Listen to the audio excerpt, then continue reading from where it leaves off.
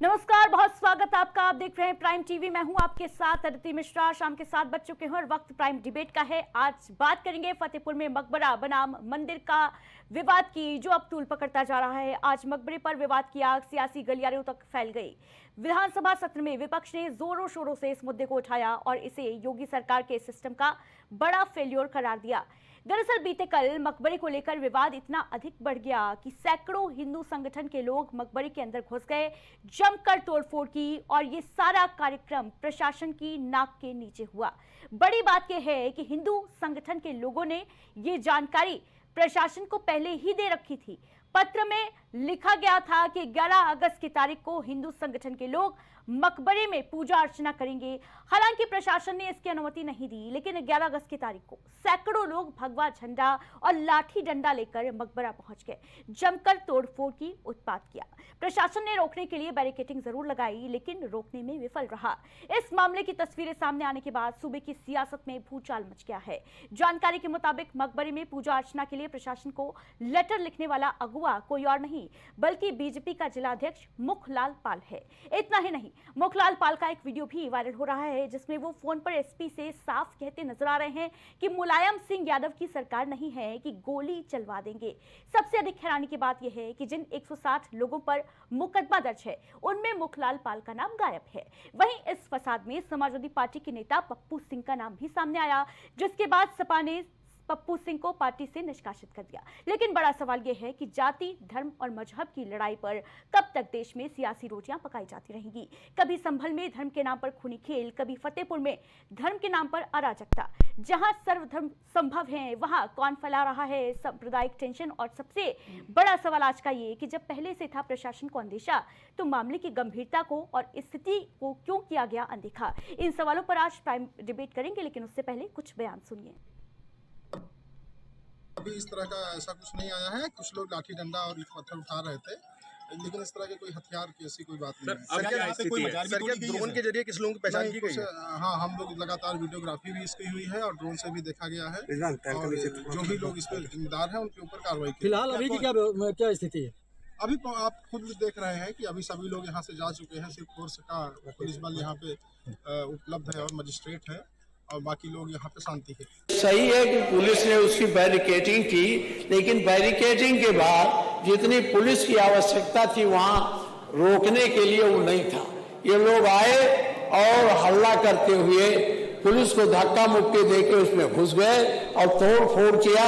इससे सांप्रदायिक सौहार्द बिगाड़ने की कोशिश भारतीय जनता पार्टी की सरकार कर रही है। ये नहीं चाहती है कि उत्तर प्रदेश में शांत व्यवस्था बनी रहे। ये केवल यही नहीं, मेरे यहाँ एक 2.0 हेक्टेयर में छोटा सा मजार था और आपके नेता ने जबरदस्ती उसको उजड़वा दिया। तो ये एक परिपाटी चल गई है कि मुस्लिम मदरसों को तोड़ो, मुस्लिम मकबरों को तोड़ो, जिससे सांप्रदायिक सद्भाव बिगड़े और एक पक्षीय राजनीति इनकी चल सके। इसलिए माननीय मैंने इस पर आपके माध्यम से सदन का ध्यान आकृष्ट किया। सरकार के पास कोई बयान हो तो बतावें क्या हो रहा वहां। ये फतेहपुर में जो कुछ हुआ है वो दुर्भाग्यपूर्ण है, और भारतीय जनता पार्टी पे जब अपनी उपलब्धियां खत्म हो जाती हैं तो उनका वो सोची समझी जो रणनीति है जो अंग्रेजों से ली है उन्होंने। भारतीय जनता पार्टी की पूरी विचारधारा अंग्रेजों से दी गई है। डिवाइड एंड रूल, हिंदू मुसलमान के बीच में नफरत फैलाना। अगर हम हक की बात करें तो हिंदू मुसलमान को आगे कर देना। ये जिस तरह का काम हुआ है फतेहपुर में, सरकार को उन दोषी लोगों के खिलाफ कार्रवाई करनी चाहिए। जितने लोग वीडियो विजुअल्स में दिखाई दे रहे हैं उन सबको जेल भेजना चाहिए, और अगर जिलाधिकारी और पुलिस विभाग वहां का नहीं भेज रहा है तो कहीं न कहीं सरकार को ये निर्णय लेना चाहिए कि वो अधिकारी रहने लायक नहीं है, उन्हीं के कारण वो घटना हुई है।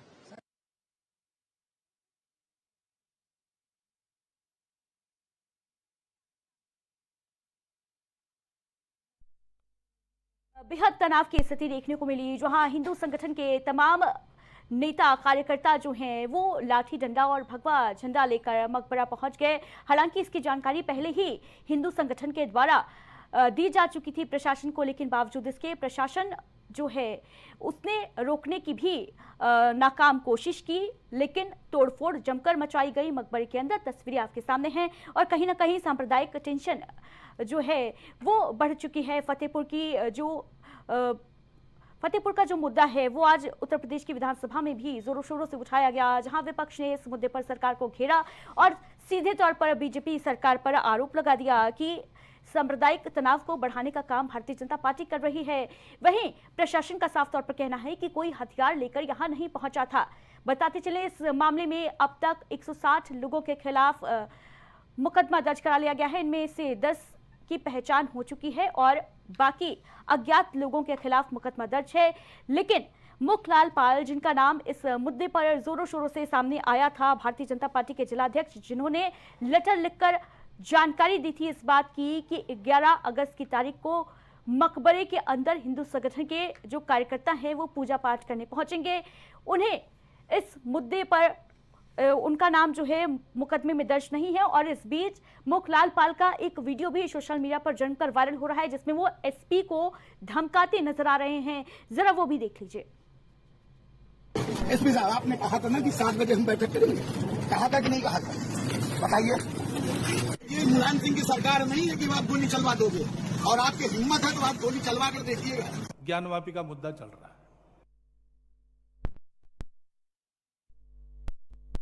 पर आपने सुना किस तरीके से मुखलाल पाल फोन पर एसपी को धमकाते नजर आए। उन्होंने कहा कि मुलायम सिंह की सरकार नहीं है कि आप गोली चलवा देंगे, हिम्मत है तो गोली चलवाकर देखिएगा।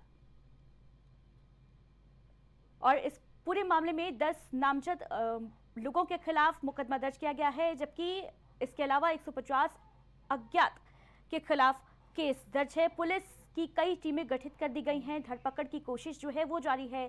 लेकिन बड़ा सवाल यही कि जब पहले से था अंदेशा तो फिर क्यों किया गया इस मामले को अनदेखा।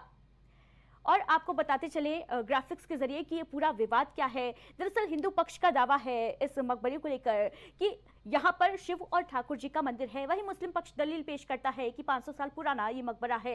हिंदू पक्ष का दावा है कि मंदिर को तोड़कर मकबरा बनाया गया, जबकि मुस्लिम पक्ष दलील पेश करता है कि अकबर के पोते ने ये मकबरा बनवाया था। मकबरे में शिवलिंग और नंदी की मूर्तियां मौजूद हैं, ये हिंदू पक्ष दावा करता है। वहीं मुस्लिम पक्ष की दलील है कि अबू मोहम्मद और अबू समित का ये जो दरगाह है, माफ कीजिएगा, मकबरा है। हिंदू पक्ष दावा करता है कि मकबरे की दीवारों और गुंबदों पर त्रिशूल और फूल हैं, जबकि मुस्लिम पक्ष की अपनी दलील है। तो मंदिर या मकबरा, किसका दावा सच्चा, ये अपने आप में बड़ा प्रश्न है। लेकिन प्रश्न ये भी है, सवाल ये भी है कि आखिर किसने इन तथाकथित लोगों को ये जिम्मेदारी दे दी कि वो किसी मकबरे में जाकर भगवा लहराकर पूजा अर्चना करने का दावा कर लाठी डंडे लेकर पहुंचे और तोड़फोड़ करें। आखिर क्यों सांप्रदायिकता को बढ़ाने की, सांप्रदायिक टेंशन को बढ़ाने की कोशिश आखिर कौन कर रहा है और कौन गंगा जमुनी तहजीब पर बुरी नजर लगा रहा है? ये कई बड़े सवाल। लेकिन सवाल ये भी कि प्रशासन की यहाँ पर लापरवाही जो देखने को मिली थी, जब प्रशासन को इस बात का अंदेशा था कि भारी तादाद में, भारी संख्या में यहाँ पर हिंदू संगठन के कार्यकर्ता उपस्थित हो सकते हैं, तो फिर प्रशासन की तैयारियां क्यों थी अधूरी और यहाँ पर कोई एक बड़ी घटना भी हो सकती थी, इसमें कोई दो राय नहीं है। इस पर चर्चा के लिए हमारे साथ तमाम अतिथि जो हैं वो जुड़ रहे हैं।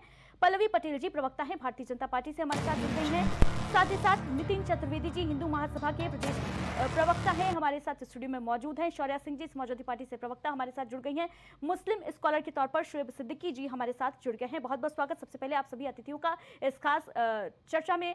और सबसे पहले पल्लवी सिंह जी, जो तस्वीरें फतेहपुर से बीते कल सामने आई, अब सियासत उस पर गर्माती नजर आ रही है। विपक्ष हालांकि ये आरोप लगा रहा है कि भारतीय जनता पार्टी के लोग ही थे, और ये जानकारी भी निकलकर सामने आई कि जो मुखलाल पाल हैं वो जिलाध्यक्ष हैं भारतीय जनता पार्टी के, लेकिन उन पर कोई कार्रवाई नहीं। सबसे पहला प्रश्न यही, और इसका जवाब दीजिए।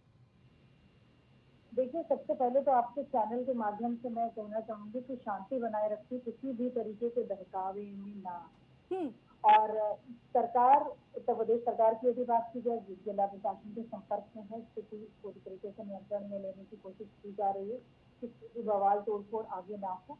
और भारतीय जनता पार्टी की यदि बात की जाए तो शांति और सामाजिक सौहार्द नहीं पा सकती है, और इस तरीके के किसी भी प्रयास का समर्थन कभी भी नहीं करती है जिससे माहौल खराब हो। तो प्रशासन अलर्ट मोड पे कर दिया गया है।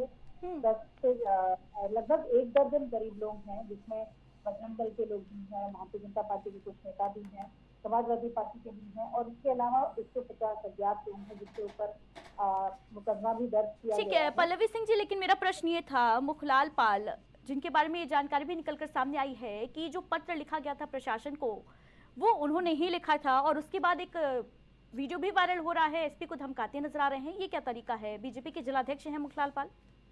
देखिए, भारतीय जनता पार्टी ये नहीं देखती कि कौन हमारा कौन पदाधिकारी है। आपने पहले भी हमारा पास रिकॉर्ड भी देखा है भारतीय जनता पार्टी का, यदि कोई गलती करता है तो उसको निष्कासित कर दिया जाता है। ठीक है अन्य पार्टियों पल्लवी जी, लेकिन प्रश्न मेरा यही है क्योंकि समाजवादी पार्टी के भी एक नेता का नाम इसमें शामिल था, समाजवादी पार्टी ने तो काम कर दिया, निष्कासित कर दिया पप्पू सिंह को, लेकिन ना मुकदमे में कहीं मुखलाल पाल का नाम शामिल है, ना उन पर कोई कार्रवाई की गई है पार्टी के द्वारा, ऐसा देखिए जैसे कहा कि विशेष टीमें गठित कर दी गई हैं और इस पे जो है कार्रवाई चल रही है।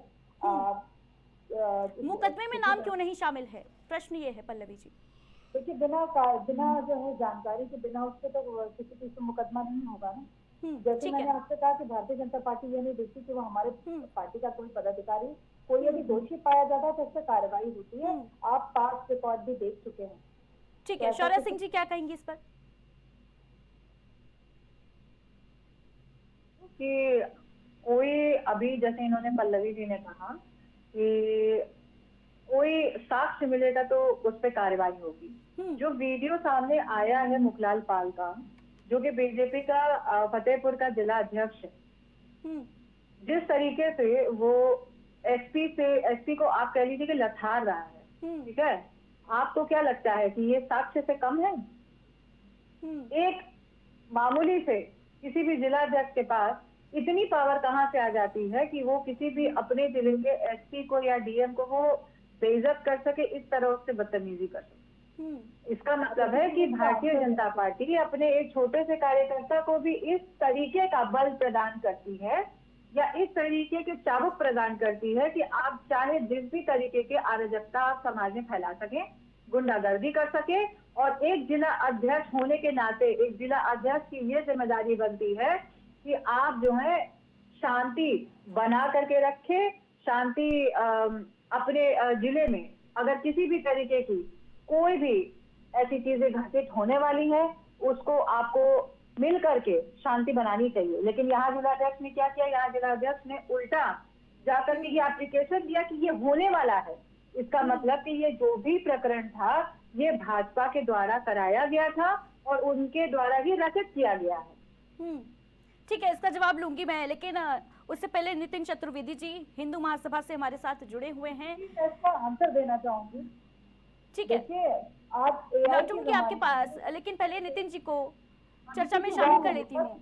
हार्डली मैं आपका 15 सेकंड लूंगी। जी पल्लवी जी, सोशल मीडिया पे जो वीडियो प्रसारित हो रहे हैं उसके भरोसे यदि आप सबको अरेस्ट करने लगे तो बहुत ही, क्योंकि आज एआई का जमाना है, लोगों की किस तरीके से मॉडिफाइड वीडियोस भी आ रही है आपको भी पता है। और इससे पहले भी जो भी वीडियोस आई पहले बिना इसकी जानकारी। ठीक है पल्लवी सिंह जी, लेकिन ये भी तो जानकारी दी जा रही है ना कि जो लेटर लिखा गया था कि 11 अगस्त की तारीख को यहाँ पर मकबरे में पूजा पाठ करने के लिए हिंदू संगठन के लोग जाएंगे, ये लेटर भी तो बीजेपी के जिलाध्यक्ष के द्वारा ही लिखा गया था, मुखलाल पाल के द्वारा ही। या तो जितने जाहिल हैं उन लोगों की एंट्री हो गई है भाजपा में, दो में से एक ही चीज हो सकती है। कार्रवाई होगी और उसको उसकी जानकारी ली जाएगी। ठीक है, अधिकारी खुद हालात का जायजा ले रहे हैं और उसी पर नजर बनाए हुए हैं। ठीक है, ठीक है, लौटूंगी आपके पास। नितिन चतुर्वेदी जी, ये जो बीते कल तस्वीरें सामने आई, क्या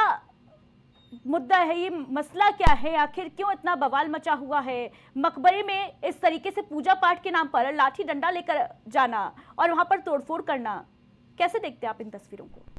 देखिए अदिति जी, जो देश का प्रदेश होता है वो प्रशासन से चलता है, संविधान से चलता है। किसी को भी अधिकार नहीं होना चाहिए, चाहे वो किसी भी धर्म का और समुदाय का हो, कि वो प्रशासन को या संविधान को इस तरह से बदनाम करे। देखिए अभी भी आपने पूर्व में देखा होगा जैसे राम मंदिर का निर्माण हुआ तो हम लोगों ने कितना लंबा न्यायालय से उसका मुकदमा लड़ा, तब जाके हमने जीत के किया। फिर ज्ञान वापी का भी देखिए मुकदमा चल रहा है, काशी का भी चल रहा है, मथुरा का भी चल रहा है। तो देखिए ये इस तरह के जो कृत्य हैं, उनको जो भी लोग इस तरह के कृत्य कर रहे हैं, मैं उन लोगों को आपके चैनल के माध्यम से ये राय देना चाहता हूं कि देखिए कोर्ट है, न्यायालय है, सिविल मैटर है ये। अगर आपको लगता है कि वहाँ मकबरे की जगह मंदिर है तो आप न्यायालय में जाइए, उसके लिए आप अपना मुकदमा दायर करिए, सिविल सूट है, कोर्ट अपने आप ही डिसाइड करेगा। अगर आपके पास साक्ष्य, आप कह रहे हैं वहाँ त्रिशूल है, वहाँ नंदी जी हैं, जो भी आपके पास साक्ष्य है उनको दाखिल करिए, और अगर ये साबित होता है कि वहाँ मंदिर है तो कोर्ट खुद आपको देगा। बिल्कुल आप न्यायालय पे भरोसा रखिए, और इस तरह का कृत्य जो लोग कर रहे हैं वो हमारे प्रदेश के लिए अच्छा नहीं है, हानिकारक है। देखिए कितने कार सेवकों ने अपना बलिदान दिया राम मंदिर के लिए, आज उनके परिवार वालों को कोई पूछने वाला नहीं है। अभी इतनी भीड़ में इतनी मारपीट हो रही है, इस तरह के दंगे हो रहे हैं, कितने लोग बेकसूर मारे जाते हैं, उनको कोई पूछता नहीं है। तो मेरा कहना है कि इस तरह के दंगे ना करके हमें अपना सौहार्द, अपने प्रदेश का नितिन सौहार्द। चतुर्वेदी जी, बड़ी बात आप ये कह रहे हैं कि धर्म के नाम पर दंगे जो हैं वो फैलाने की कोशिश नहीं करनी चाहिए। देखिए ये किसी को अधिकार, चाहे वो हिंदू हो और चाहे मुस्लिम हो, किसी को अधिकार नहीं होना चाहिए इस चीज का। शुएब सिद्दीकी जी भी हमारे साथ जुड़े हुए हैं, मुस्लिम स्कॉलर हैं। शुएब जी, जो बीते कल तस्वीरें फतेहपुर से निकलकर सामने आई हैं, मकबरे में जो अराजकता फैलाने की कोशिश की गई है, सांप्रदायिक टेंशन जो है वो बढ़ी हुई है, किस तरीके से इन तस्वीरों को देखते हैं? सबसे पहले तो कमेंट। चतुर्वेदी जी ने बहुत अच्छी बात की, तकरीबन मेरी आधी बात कह दी। आप बताइए, फतेहपुर में इतना बड़ा हादसा हो गया, और सबसे हैरान की बात ये है कि जब प्रशासन को एक लेटर मिल गया कि 11 तारीख को हम वहाँ पे दाखिल होंगे, उसके बाद प्रशासन की चूक देखी कि प्रशासन ने वहाँ पे कोई एक्शन नहीं लिया। अगर आपको ये बात मालूम थी कि इस तरह की वहाँ पे बात करी जा रही, तो कम से कम उनको इतनी ज्यादा सिक्योरिटी रखनी चाहिए थी कि वहाँ पे कोई परिंदा भी पर न मारे। लेकिन जिस तरह वीडियो आपके सामने मंदिराम पर चल रही है, आप देखिए वहाँ पे लोग अंदर दाखिल हो गए, तो वो करने लगे, और पुलिस जो है वहाँ पे खामोशी से खड़ी तमाशा देखी। मैं समझता हूँ इस मुल्क के संविधान के लिए बहुत अच्छी चीज नहीं है। मुल्क हमेशा अधिक चीज संविधान से चलता है, और उसके बाद शासन देश चलता है, अध्यादेश से चलता है। लेकिन जो मंदिराम पर मामला हो रहा है वो शासनादेश नहीं लग रहा है, अध्यादेश लग रहा है। मैं समझता हूँ ये अच्छी बात नहीं है। आप बताइए, मुख्यमंत्री हमारे रियासत के मुख्यमंत्री हैं, बहुत तक फैसले जाने जाते हैं, मेरी उम्मीद है कि उनके भी कमेंट में मैं इंतजार करूंगा। आप बताइए, इस तरह के मामले जो हो रहे हैं, हिंदू मुस्लिम जो मामले चल रहे हैं, गंगा जमनी कितना बड़ा चोट बजाया जा रहा है। आप बताइए, अगर यहाँ पर आपको लगता है वहाँ पर आपकी समुदाय का मामला था, दूसरे समुदाय का नहीं था, तो उसके तरीके होते हैं। संविधान ने आपको राइट दिया है, आप कोर्ट जाते, आप दाखिल करते। आप बताइए, बाबरी मस्जिद का मामला चतुर्वेदी भाई ने अभी बताया, तो अच्छी बात बताइए। आप देखिए, क्या आप भी चल रहा है, मथुरा चल रहा है, लखनऊ में टीआरडी मस्जिद का मुकदमा चल रहा है। बिल्कुल, तो एक तरीके होते, देखिए इसमें बात मुकम्मल हो जाए। बिल्कुल, हर चीज का संवैधानिक तरीका है। आप कोर्ट में अपील कर सकते हैं, उस मुद्दे पर जो है फैसला आने का इंतजार कर सकते हैं। राम मंदिर के लिए भी 500 सालों का इंतजार किया गया जी। अब देखिए, उसमें मसला यहाँ पर यह है, देखिए कि पुलिस ने जो 160 लोगों को के खिलाफ FIR लिखी, 10 लोग गिरफ्तार किए गए। प्रशासन और शासन अगर चाह ले तो कब्र से मुर्दा खोद गया था, आप भी जानती हैं। लेकिन प्रशासन कहीं न कहीं चूक हुई है, और मेरी आपके चैनल से योगी आदित्यनाथ जी से, मुख्यमंत्री से गुजारिश है कि इस तरह के दंगों को रोका जाए, और जिनका जो राइट है, जैसे मसला वो कह रहे हैं 500 साल पुराना है, आप कह रहे हैं कि नहीं वहाँ पर हमारा सबसे पुराना है, तो जाहिर सी बात है कोई दिक्कत नहीं है। आपके पास कोर्ट है, आपको राइट है, आप कोर्ट का रास्ता अपनाइए। और एक मुसलमान बताइए, कोर्ट के आर्डर को नहीं मानता, उसके आदमी छोड़ के, लेकिन सस्ती शोहरत पाने के लिए, मंदिराम पर आने के लिए इस मुल्क में गंगा जमनी तहजीब को चोट पहुंची है। आप बताइए, चतुर्वेदी जी ने कितनी अच्छी बात की, मुझे अच्छा लगा, उन्होंने इंसाफ वाली बात करी। इस तरह की अगर आप करेंगे तो मैं समझता हूँ जो ये प्रदेश या देश आगे बढ़ रहा है, उसमें कहीं ना कहीं सवाल निशान लग जाएगा। प्रशासन की बिल्कुल शुएब सिद्दीकी जी, और ये बात उन लोगों को भी समझ में आनी चाहिए, ये बात उन अराजक तत्वों को भी समझनी बेहद जरूरी है जो इस तरीके के घटनाक्रम को अंजाम देने में आगे रहते हैं, अगवा नेता बनकर इस तरीके की जो दंगा भड़काने की साजिश है वो करते नजर आते हैं। बीजेपी प्रवक्ता पल्लवी सिंह जी, क्या कहेंगे इस पूरे मुद्दे पर? प्रशासन से चूक हुई है, इसमें कोई दो राय नहीं है, क्योंकि जब पहले से ही लेटर देकर बाकायदा प्रशासन को इस बात के लिए बता दिया गया था, जानकारी दे दी गई थी कि 11 अगस्त को यहाँ पर हिंदू संगठन के लोग पहुंचेंगे, बहुत बड़ा बवाल हो सकता था। हालांकि राहत की बात यह है कि कोई जनहानि नहीं हुई है, लेकिन इससे पहले हमने संभल में भी ऐसी कुछ तस्वीरें देखी थी। उसके बावजूद प्रशासन ने इस बात में अनदेखी क्यों की?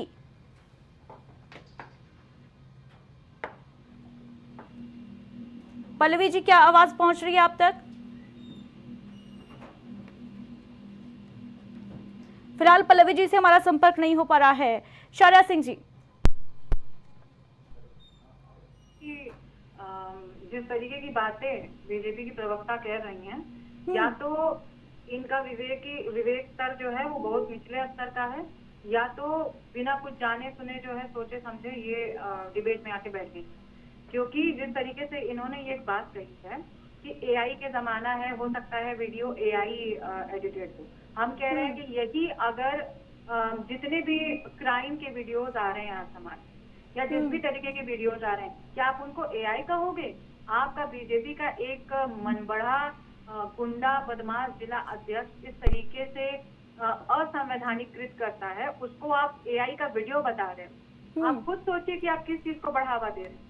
समाजवादी पार्टी के राष्ट्रीय अध्यक्ष माननीय अखिलेश यादव जी ने हमेशा से, यहाँ तक कि राहुल गांधी जी या इंडिया गठबंधन की जितनी पार्टीज हैं, सब यहाँ संविधान चिल्ला करके संविधान की रक्षा करने के हेतु कार्य कर रहा है। लेकिन यही भारतीय जनता पार्टी जो संविधान के विरुद्ध कार्य कर रही है और संविधान को एकदम भंगुर कर देना चाहती है, ये उसी भारतीय जनता पार्टी के कार्यकर्ता बिना संविधान को मानते हैं।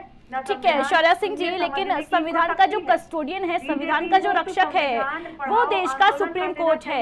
संविधान को कोई खतरा नहीं है किसी से, क्योंकि कस्टडी जो है, कस्टोडियन जो है, सुप्रीम कोर्ट है उसका। देखिए, संवैधानिक चीजें ही ये है कि जब अगर हम कोई एक मंदिर या मस्जिद को लेकर के इस तरीके से हम हड़कंप मचाते हैं, ठीक है, और दूसरी चीज समाज में अराजकता फैलाते हैं, अशांति का एक माहौल क्रिएट कराते हैं, ये असंवैधानिक चीजें हैं। संविधान क्या कहता है? आप अपने अगर हक के लिए आपको लड़ाई लड़नी है, उसके लिए कोर्ट बने हैं, न्यायालय है उसके लिए, आप उसमें एप्लीकेशन दीजिए, रिट दाखिल कीजिए, आप अपनी चीजों को वहां रखिए। समाज में अशांति फैलाने का अधिकार आपको किसने दिया है? सिर्फ इसलिए क्योंकि आप सत्ता में हैं, आप कुर्सी पे बैठे हैं, सिर्फ इसलिए। बिल्कुल, और चर्चा में आगे बढ़ेंगे, लेकिन उससे पहले मैं चाहूंगी कि हमारे दर्शक आरएसएस प्रमुख मोहन भागवत का भी एक मैसेज, एक बयान जरूर सुने। उन्होंने क्या कुछ कहा है हाल ही के दिनों में इस मुद्दे पर, वो भी सुन लेते हैं।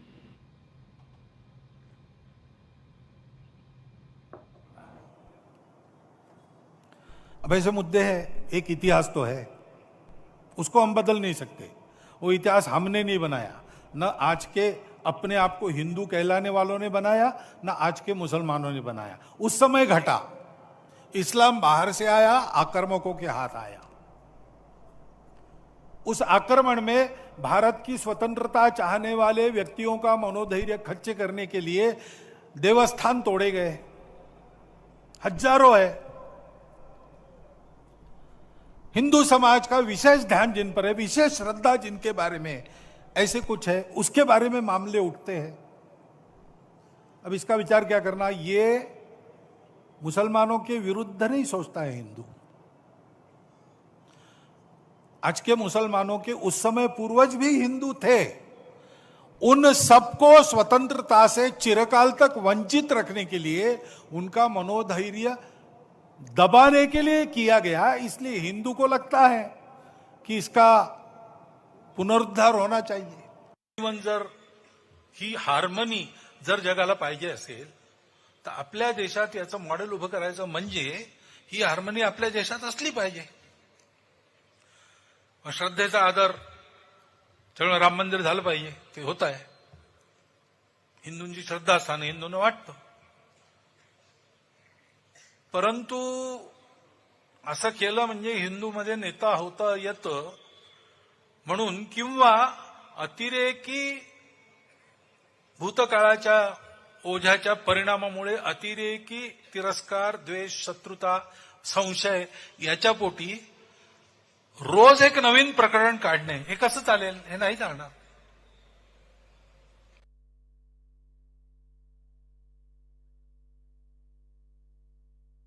बयान जहां पर वो ये कहते नजर आए कि राम मंदिर निर्माण के बाद कुछ लोगों को ये लगता है कि हम ऐसा मुद्दा उठाकर अगुवा बन जाएंगे, नेता बन जाएंगे, लेकिन ये बर्दाश्त नहीं है, ये नहीं चल सकता। पल्लवी सिंह जी से हमारा संपर्क एक बार फिर हो गया है। पल्लवी सिंह जी, प्रशासन से चूक हुई है इस मसले पर और एक बड़ी घटना भी यहाँ पर हो सकती थी, इसमें कोई दो राय नहीं है। आखिर जब प्रशासन को पहले से इस बात की जानकारी थी, तो फिर प्रशासन ने ये जो ढीला ढाला रवैया है वो क्यों अख्तियार किया? देखिए, उत्तर प्रदेश सरकार इस चीज को जानने की कोशिश कर रही है कि प्रशासन ने ढीला रवैया क्यों अख्तियार किया। इस चीज इसीलिए टीम गठित की गई है, मैं पहले ही बता चुकी हूँ, क्योंकि सरकार पूरी तरीके से जिला प्रशासन के संपर्क में है और सारी चीजें जो है बिना जो है जानकारी के, बिना इंक्वायरी के कोई भी चीज सामने नहीं आती है, तो बिल्कुल ये सारी चीजें खुल के आएंगी। और भारतीय जनता, एक चीज स्पष्ट करना चाहूंगी, भारतीय जनता पार्टी किसी भी इस तरीके की जो अराजकता है उसका बिल्कुल सपोर्ट नहीं करती। ये बात बिल्कुल सत्य है कि यहाँ पे बहुत सारे, आपने भी देखे एग्जाम्पल है, सबसे बड़ा एग्जाम्पल राम मंदिर का ही है कि देवस्थान तोड़े गए थे, पर ये तरीका नहीं है, संवैधानिक तरीका भी हमारे पास है, आप न्यायालय के थ्रू जा सकते हैं। बिल्कुल पल्लवी सिंह जी, संवैधानिक तरीका है, लेकिन पल्लवी सिंह जी इस बात की भी जानकारी दे दीजिए, क्या जिला अध्यक्ष बीजेपी के मुखलाल पाल, उनको भी निष्कासित किया जाएगा, उनके खिलाफ भी कार्रवाई होगी? जैसे मैंने कहा कि भारतीय जनता पार्टी ये नहीं देखती कि ये हमारे पार्टी का कार्यकर्ता है, बड़ा पदाधिकारी है या क्या है। इससे पहले भी आपको बहुत सारे एग्जाम्पल्स मिल चुके हैं, तो दोषी पाए जाएंगे तो कार्रवाई जरूर होगी। ठीक है, शौर्या सिंह जी कुछ कहना चाह रही हैं? देखिए, इससे यही कहा जा सकता है कि जिस तरीके से भाजपा का जिला अध्यक्ष गुंडागर्दी करते सामने दिखाई दे रहा है, इन लोगों ने हमेशा से समाजवादी पार्टी के ऊपर उंगलियां उठाई है, उनको गुंडे और बदमाशों की पार्टी कहा है। लेकिन जिस तरीके से आपका एक जिला अध्यक्ष इस तरीके से गुंडाई करता है, अब हम ये देखना चाहेंगे, यहाँ तक कि पूरा हमारा प्रदेश, हमारी जनता ये देखना चाहेगी कि किस तरीके से भारतीय जनता पार्टी अराजकता फैलाने वालों को, असंवैधानिक कृत्य करने वालों के साथ को क्या दंड देती है। ठीक है, लेकिन पल्लवी जी तो ये भी कह रहे हैं कि हो सकता है एआई क्रिएटेड वीडियो हो बीजेपी जिला अध्यक्ष का। मैडम ऐसा है ना, मैं आपको सीधे सीधे बता देती हूँ, भारतीय जनता पार्टी एक नौसिखियों की पार्टी अब हो चुकी है। ये क्या बोलते हैं, क्या कहते हैं, इनको खुद को नहीं पता है। ठीक है, चैट जीपीटी पे अभी मैं बोल दूंगी एक पेज, ये खुद नहीं लिख पाएंगी। और अभी बात आप कर रहे हैं एआई की, तो सारे जितने वीडियोस आज चल रहे हैं मीडिया में, आज भारतीय जनता पार्टी के कितने सारे विधायकों के और मंत्रियों के जो अश्लील वीडियोस चले हैं वो सारे एआई हैं। फिर पूरी दुनिया जो वीडियोस आ रही हैं वो एआई हैं। फिर भारतीय जनता पार्टी का कोई भी एक छोटा कार्यकर्ता किसी का मर्डर भी कर देगा तो वो एआई है। ठीक है, नितिन चतुर्वेदी जी, अभी हमने आरएसएस प्रमुख मोहन भागवत जी को सुना, 2024 का वो बयान था आरएसएस प्रमुख का, और ये पहली बार नहीं है, वो आए दिन ऐसे बयान देते नजर आते हैं जिसमें वो साफ तौर पर गंगा जमनी जो तहजीब है उसको बढ़ावा देते नजर आते हैं। भारतीय जनता पार्टी की एक बहुत बड़ी सहयोग जो है वो आरएसएस का देखने को मिलता है भारतीय जनता पार्टी के लिए। किस तरीके से देखते हैं आप ये जो तस्वीरें आए दिन सामने आती रहती हैं, कभी संभल से, कभी फतेहपुर से, क्या ये नहीं लगता कि इससे जो धर्म है उसका नाम बदनाम हो रहा है? देखिए, जो फतेहपुर की घटना है, अगर उसको आप 2 मिनट के लिए किनारे कर दीजिए, तो आप अगर पूर्व में देखेंगे तो जितनी भी घटनाएं हुई हैं उनमें कहीं भी आप हिंदू को दोषी नहीं पाएंगी। ये एक सच्चाई है, सत्यता है। जितने भी मुकदमे मैंने भी आपको गिनाए वो सब हम कोर्ट में लड़ रहे हैं, पहली बात। दूसरी बात, सपा कार्यकाल में कितना गुंडागर्दी हुई इस पर मैं भी चर्चा नहीं करता हूँ कि कितने मुक्ता अंसारी और आपके जो दूसरे थे जिनकी डेथ हो गई, अतीक अहमद, ऐसे आजम खान साहब ने तो ये लखनऊ में ही हिंदू महासभा एक पार्क में सुंदरकांड कर रही थी, सुंदरकांड करने वालों पे लाठियां बरसाई थी, पार्क में हो रहा था सुंदरकांड, आप सोचिए। तो उसकी बात छोड़ दीजिए, लेकिन मोहन भागवत जी ने बात कही, मैं उससे पूरी तरह से संतुष्ट हूँ और मैं भी ये कहता हूँ कि इस तरह की राजनीति नहीं करनी चाहिए। लेकिन समस्या आज की डेट में ये है कि हर पार्टी को धर्म की राजनीति करनी है। अब बताइए, अभी हमारी सपा प्रवक्ता बैठी हैं, इन्हीं के नेता थे ना स्वामी प्रसाद मौर्य, क्या जरूरत थी उनको रामचरितमानस पे उंगली उठाने की? क्या राजनीतिक स्टैंड था वो? किसने कहा था उनसे कि धर्म को बीच में ले आओ राजनीति के? क्या जरूरत थी कांग्रेस पार्टी को जाके सुप्रीम कोर्ट में हलफनामा देने की कि राम के अस्तित्व पर सवाल उठा देने की? ये धर्म की राजनीति किसने की, मुझे बताइए जरा। ठीक है, शौर्य सिंह जी से जो हमारे आराध्य हैं राम, आप भी क्या कहते हैं, जो हमारी सपा की प्रवक्ता हैं वो भी हिंदू हैं, आप बताइए आपके भी तो आराध्य राम होंगे, उनके ऊपर उनको काल्पनिक बता दिया, और आप राहुल गांधी जी कह रही हैं। जवाब ले लेते हैं शौर्या जी से इस बात बताइए का। ये क्या सही था? ये धर्म की राजनीति नहीं थी? धर्म के नाम पर राजनीतिक रोटियां सेकने का जो काम है वो हर दल के द्वारा किया जाता है भारत में। ये इतिहास भी रहा है और आज की तारीख में भी यही चल रहा है। ऐसा कब तक चलता रहेगा? और जो प्रश्न नितिन जी कर रहे हैं उसका जवाब। देखिए, प्रश्न बहुत सही था। धर्म से मैं भी हिंदू हूँ, लेकिन मेरा ये धर्म नहीं बिल्कुल कहता है कि हम किसी और की मस्जिद पे चढ़ के, किसी और के चर्च पे चढ़ के या किसी और के आस्था स्थल पे चढ़ करके और वहाँ पे हम गुंडई और दबंग। आप ये बताइए कि आपके स्वामी प्रसाद जी पे आपने क्या कार्रवाई की?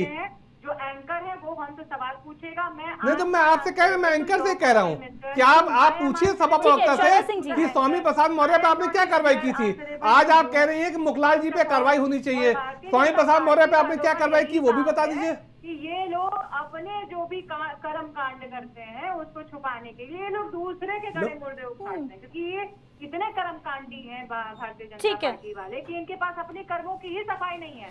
आज Rahul Gandhi electoral voter list लेकर के सामने खड़े हैं। अरे तुम लोग कुछ तो बोल लो भाई, उस पे भी तुम लोग को जवाब आपने मुद्दे पलट दिया। उसके बाद ठीक है शौर्या सिंह जी, लेकिन इस बात में कोई दो राय नहीं है कि किसी भी राजनीतिक दल का दामन जो है साफ सुथरा हो, किसी के दामन में खून के धब्बे ना हो, दंगों के धब्बे ना हो। ये तो भारतीय राजनीति का पार्ट रहा ही नहीं है। और प्रश्न यही है कि आखिर कब तक धर्म, जाति, मजहब के नाम पर राजनीतिक रोटियां सेकी जाती रहेंगी? हिंदू मुस्लिम जातियों को आपस में लड़वाता कि मुखलाल जी पे कार्रवाई होनी चाहिए, तो आपके समय में जिन्होंने इस तरह का कृत्य किया आपने क्या कार्रवाई की आप भी बताइए। भाई धर्म की राजनीति करने की क्या जरूरत पड़ी थी आपके स्वामी प्रसाद मौर्य को? किसने कहा था उनसे कि रामचरितमानस पे उंगली उठा दो? क्या उनकी इतनी हैसियत है कि वो भगवान राम के चरित्र रामचरितमानस पे उंगली उठा सके? भारतीय जनता पार्टी के लोग कर्म कांड कर रहे हैं, उसका जवाब दीजिए, उनको बर्खास्त कीजिए। आप इस चीज को प्रूव करिए। मैं तो कह रहा हूँ कि मुखलाल जी पे कार्रवाई होनी चाहिए। मैं तो कह रहा हूँ मुखलाल जी पे कार्रवाई होनी चाहिए। अगर वो कोई भी ऐसा कार्य कर रहा है तो उस पर तुरंत कार्रवाई होनी चाहिए। मैं आपके चैनल के माध्यम से कह रहा हूँ। वीडियो देखने के बाद भी जो इंसान जिला अध्यक्ष होकर के अराजकता फैला रहा है, गुंडई बदमाशी कर रहा है, अशांति फैला रहा है, उसके ऊपर भी अभी आप लोग एआई वीडियो और फलाना बातें कर रहे हैं। ठीक है शौर्या सिंह जी, नितिन चतुर्वेदी जी, शुएब सिद्दीकी जी कुछ कहना चाह रहे हैं। शुएब जी बोलिए। देखिए आदित्य जी, ऐसा है, बहुत अफसोस की बात है कि आपकी डिबेट बहुत अहम मौजू पे चल रही थी, लेकिन दूसरा रुख चला गया और आपने भी मौका ज्यादा दे दिया कि इधर से की बात होने लगे। देखिए, मैंने हमेशा एक बात कही कि किसी भी मुल्क पे अगर हुकूमत करनी हो तो उसका सबसे बड़ा हथियार होता मजहब। अंग्रेजों ने भी इसका सहारा लिया, हमारे मुल्क को 100 साल लूटा, लेकिन जब उनका ये पर्दाफाश हुआ तो उनको मुल्क छोड़ना पड़ा। देखिए, धर्म की राजनीति अगर कोई पार्टी करती तो मैं समझता हूँ नुकसान उसके अलावा पूरे मुल्क का होता, उसके बाद हमारा आपका होता है। आप बताइए, मामला इतना बड़ा संगीन है। सबसे अच्छी बात ये थी आदित्य जी कि हमारे चारों लोग जो है बैठे हैं, आपको मिला के 5 लोग हैं। आप देखिए, सबने इस वाकये की निंदा की, मुखालफत की, हर आदमी ने अपने अंदाज से की। यहाँ तक बीजेपी की प्रवक्ता जो हमारी बहन बैठी है, उन्होंने भी बंद अल्फाजों में इस बात को बताया कि जो हुआ है वो गलत हुआ है। बिल्कुल नहीं बोलते चूंकि पार्टी प्रवक्ता है। देखिए, होता है कि अगर ये मामला हल्का होता तो विधानसभा में बात नहीं उठती और विधानसभा हंगामा न खड़ा होता है। बहुत बड़ी बात है। होता क्या है, देखिए जी, चंद लोग होते हैं हर पार्टी में, हर मजहब में, जो इस तरह की बातें करते हैं और पूरी कौम को भुगतना पड़ता है, पूरी पार्टी को भुगतना पड़ता है। यहाँ पे आप मान ली 100% बात कि प्रशासन की 110% कमी रही जब उन्होंने ये बात कही कि 11 तारीख को मैं जाऊंगा, वहां पर मैं जो भी करूंगा वगैरह वगैरह, उसको बार बार दोहराने की जरूरत नहीं है। उसके बाद भी प्रशासन की ढिलाई रही, प्रशासन ने उनको अंदर जाने दिया। आप बताइए, शायद ही कोई ऐसा शख्स होगा कि इस पे डिबेट पर इस वाकये की तारीफ कर रहा हूँ। हर पार्टी के लोग ने इसकी मुखालफत की है, खासकर बीजेपी ने भी की है, लेकिन थोड़ा सा चूंकि पार्टी प्रवक्ता है तो दूसरे अंदाज से की है। आप बताइए, इस मुल्क का संविधान है, आप संविधान से आगे थोड़ा निकल पाएंगे। और आप एक भी मुसलमान बता दी, बाबरी मस्जिद पर जब फैसला आया था तो शिशिर भाई बैठे हमारे बड़े भाई हैं, मैं उनको बहुत इज्जत देता हूँ, चूंकि हमेशा इन्होंने भी अच्छी बात करी। आप बताइए कि बाबरी मस्जिद जब फैसला आया तो एक भी मुसलमान ने मुखालफत क्यों बता दी है, सियासी लोगों छोड़ के? क्योंकि सियासत, देखिए, हमारे मुल्क की बड़ी बदनसीबी ये हो गई है कि हमारे मुल्क में तकरीबन लगभग एक आध पार्टी छोड़ती है तो हर पार्टी मजहब की सियासत कर रही है। और इतना स्तर गिर गया है कि आप देखिए, सभासद का इलेक्शन हो, चाहे सांसद का इलेक्शन हो, चाहे एमएलसी का इलेक्शन हो, चाहे प्रधान का इलेक्शन हो, चाहे हमारे कोर्ट कचहरी का इलेक्शन हो, तकरीबन सब में मजहब जुड़ गया है। तो मैं समझता हूँ मजहब के साथ अगर इलेक्शन हो, बिल्कुल शुएब जी, बड़ी बात आप कह रहे हैं कि वोट बैंक चमकाने के लिए, राजनीति चमकाने के लिए स्तर जो है वो गिरता जा रहा है। जाति, धर्म, मजहब इनके नाम पर जो है चुनाव लड़े जा रहे हैं। पल्लवी सिंह जी। जी पल्लवी सिंह जी, क्या आप तक आवाज पहुंच रही है? हाँ जी बिल्कुल, आपकी आवाज नहीं आ रही है।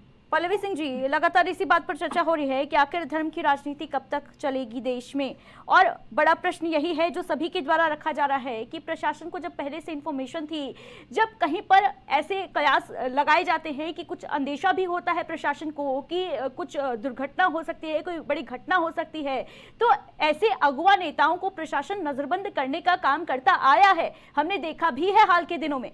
लेकिन ये कार्यवाही जो है वो फतेहपुर में क्यों नहीं की गई? प्रशासन हाथ पर हाथ धरे बैठा रहा और यहाँ पर लाठियां डंडे लेकर लोग जो है वो मकबरे में पहुंच गए। देखिए, क्या आप लापरवाही नहीं मानती हैं? बिल्कुल, मैंने कहा इसीलिए तो इसकी कार्रवाई, इस पे जो है जांच बैठाई गई, इसीलिए तो विशेष टीम गठित की गई है कि इस पे जांच हो। यदि इसको ढिलाई नहीं मानी जाती तो उत्तर प्रदेश सरकार इस पे क्यों इसको सीरियसली लेती है? संवेदनशील मामला है, तो इस पे बिल्कुल कार्रवाई की जा रही है। ठीक है पल्लवी सिंह जी, लेकिन कोई घटना जब हो जाती है उसके बाद ही कार्रवाई क्यों? पहले भी तो कार्रवाई की जा सकती है ना। पहले भी तो प्रशासन के अंदर ये कहां से आती है इतनी हिम्मत कि वो ऐसे संवेदनशील मामलों पर हाथ धरे बैठा रहता है? जी बिल्कुल, ये गलत बात है, ये मैं बिल्कुल एक्सेप्ट कर रही हूँ कि ये गलत बात है। प्रशासन को इस पर ढिलाई नहीं बरतनी चाहिए थी जब उनको इस चीज की जानकारी हो गई थी। तो इसीलिए यही चीज जानना चाहती है उत्तर प्रदेश सरकार कि क्यों इस वजह से हुआ, क्यों प्रशासन ने इस पर ढिलाई क्यों बरती, और दोषियों को बख्शा नहीं जाएगा। ये बार बार मैं आपसे रिपीट कर रही हूँ। और बिल्कुल ये भी कहना चाहूंगी कि लोग इस पे संयम बरतें और शांति बनाए रखें, कुछ भी अफवाहों में ना आए। कोई भी समस्या आ रही है तो उसको आके बताएं, उसको बताने की कृपा करें। बिल्कुल पल्लवी जी, इस वक्त संयम बरतने की आवश्यकता है लोगों को, खासतौर से कुत्सित मानसिकता से ग्रसित लोगों को बेहद जरूरी है ये समझाना कि आज का भारत पहले के भारत की तुलना में बेहद अलग है। आज हम आज़ादी के 75 साल पूरे कर चुके हैं, उसके बावजूद अगर इस तरीके की घटनाएं सामने आ रही हैं, डिवाइड एंड रूल की पॉलिसी जो ब्रिटिशर्स ने अपनाई थी, अगर हम उस मानसिकता से आज भी ग्रसित हैं तो मैं मानती हूं कि आज भी हम उन जंजीरों से आजाद नहीं हो पाए हैं। शौर्या सिंह जी।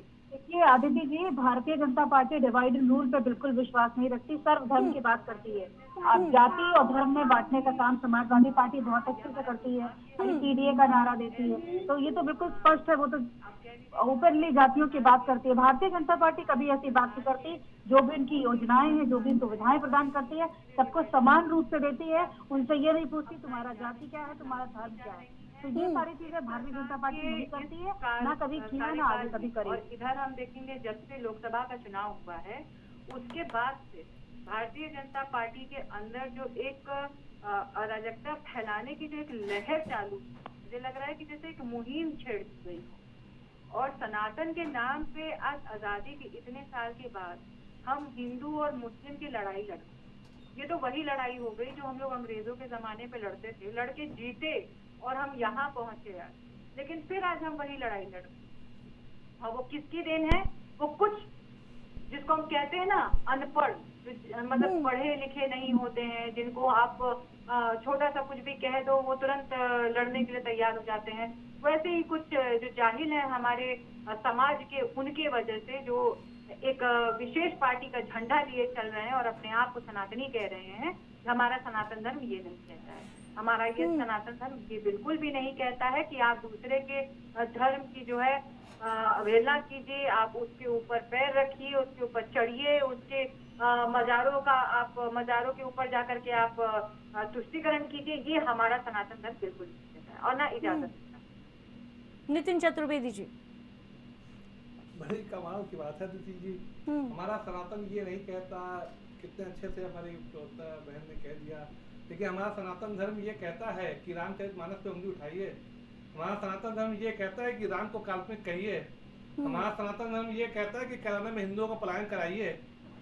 ठीक है, हमारा सनातन धर्म ये कहता है कि जो सुंदरकांड करे उस पर लाठियां बांधिए। ये सब सनातन धर्म कहता है।